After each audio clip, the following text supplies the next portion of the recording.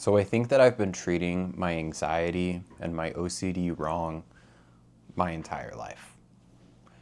I've been on a journey of, I don't even know what you would call it, like a mental health journey, a self discovery journey since high school. And I kind of got onto this path because of how much I was struggling.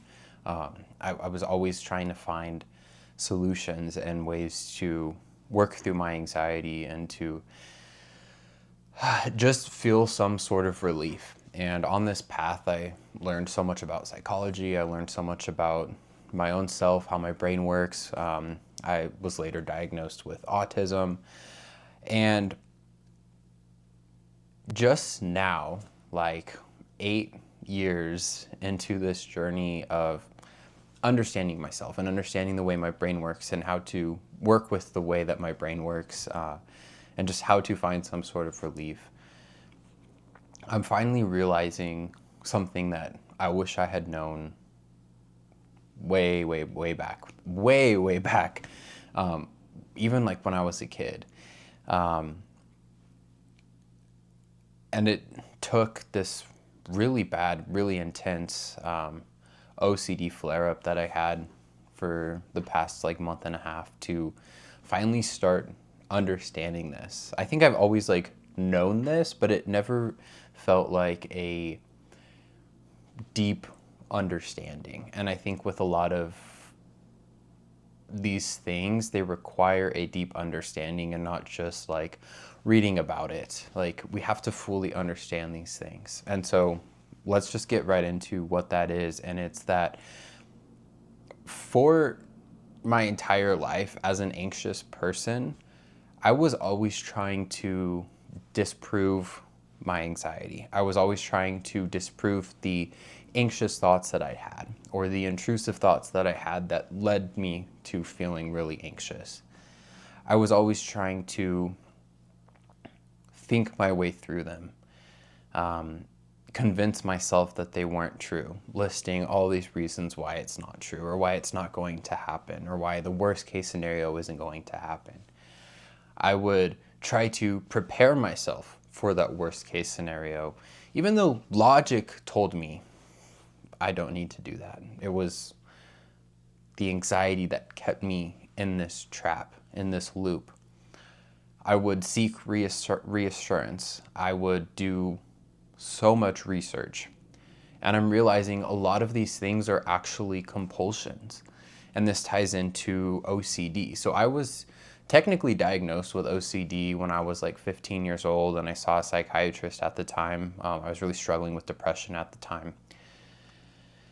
And for a while, it wasn't super intense. It was more just kind of underlying everything in my life. And I've definitely had pretty bad flare-ups up and down, but it wasn't till this most recent one where like I felt completely stuck. I couldn't get out of it. And I finally felt like I needed outside help, which is when I started medication, and I started going to therapy. And I have more about this journey that I'm on of recovering from this OCD flare-up in my most recent video. But one of the main things that I've learned and really have started to understand is that I should not try to think my way through these anxious thoughts. Because to start, they're irrational. And because they're irrational, there is no way to think through them. And what I mean by thinking through them is like everything that I just listed. Trying to reassure myself, trying to prepare for the worst case scenario, trying to replay things in my mind, ruminating on things, getting stuck on these things, researching about these things, trying to disprove these things. And this is the trap. This has been my biggest trap, and I think one of the reasons why my anxiety just continues and perpetuates no matter what I do to try to relieve it and to try to treat it. And I'm learning that whether you're diagnosed with OCD or not, this goes for I think all humans, our brain's purpose is to think. It's an organ, and its purpose is to think thoughts. And we don't have any control over the thoughts that our brain thinks. We're the ones, us, ourselves, me, we're the ones who are the observer of these thoughts. And a lot of times it feels like we're not the observer of these thoughts because we get so caught up in them and we get these bodily reactions to them. But we are the observer to what our brain is doing. We can kind of think of it as like a belly ache, right? We observe when we have a belly ache. Just as we need to learn to observe when we have these anxious thoughts. We're not the belly ache, and we're not these anxious thoughts. It's just our internal organs doing what they do inside of our bodies. And for our brain, the purpose is to think. And so I spent far too long trying to think my way out of these anxious or intrusive thoughts.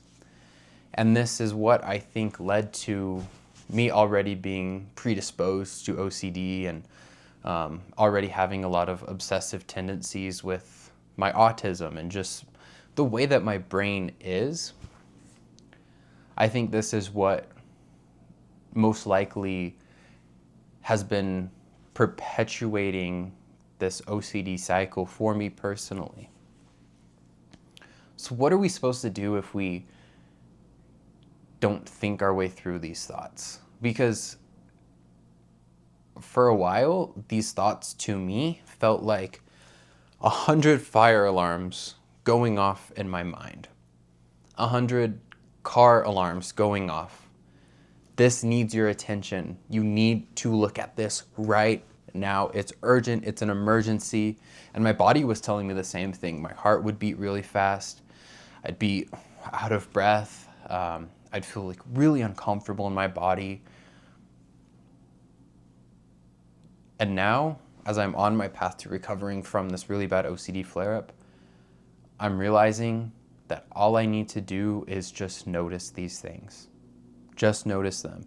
And it's kind of crazy because this is what I've learned in meditation, and I think that with OCD and with intrusive thoughts, it's about 100 times harder because it's just the way that our brains are. And it took a lot of discomfort and a lot of practice to start to actually understand these things, especially when it pertains to OCD. So now what I'm doing, and I say doing because it's probably going to be a lifelong practice of doing this. It's not something that I've done and it's over. I'm actively doing this, actively participating in this recovery, is noticing the thoughts. I'm even calling them out, like, nope, this is my OCD, and leaving it at that. I'm not trying to disprove the thought, even though if the thought were real, it would be absolutely horrible. I'm not trying to disprove it. I'm just calling it out for what it is. This is my brain thinking. This is my OCD. It wants me in this trap. Nope, I'm just gonna watch it. I'm not trying to push them away. I'm not trying to think better thoughts. I'm not trying to reframe these thoughts. I'm not trying to replace them. I'm just watching them pass by. And as I say this to someone who might not fully understand, it probably does feel like, I can't do that. How am I going to do that? And if you would have told me a month ago that this is what I need to do to get out of this cycle, I wouldn't have believed you either. I would have said, no, I need to figure this out. I need 100% certainty right now.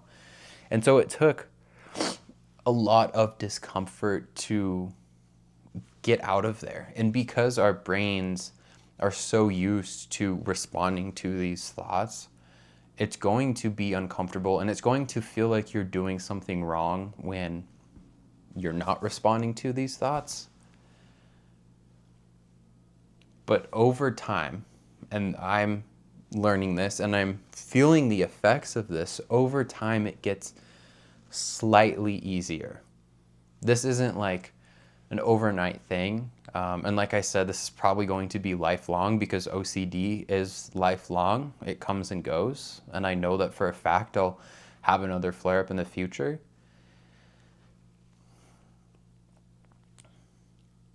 But over time, it kind of trains our brain to be like, this is not a threat. Because if we understand like the cycle of OCD, when we get this thought and we feel this anxiety from it, and we try to relieve this anxiety, for me, that's with rumination and thinking my way through it. It tells our brain, this is a big deal. So anytime I have this thought in the future, I need to relieve it. And it makes the thought grow louder, it makes the anxiety grow louder, and it makes that cycle just continue deeper and deeper and deeper. And so if you're deep in that right now, it's really hard to get out of. But the way to get out of it might seem counterintuitive or counterproductive. Like, what? I'm just supposed to watch what's happening? I'm just supposed to allow this to be there? Yes. When anxiety is irrational, and for a lot of us anxiety sufferers, our anxiety is irrational. It might seem like it's perfectly rational because our anxiety is trying to tell us that it is, but our logic is telling us this is irrational. This isn't going to happen. Of course, it's a lot easier to believe the anxiety because it's louder, it's more urgent, it feels like an emergency, but logic is telling us, no, this is not rational. We don't need to think our way through it. We don't need to try to figure this out.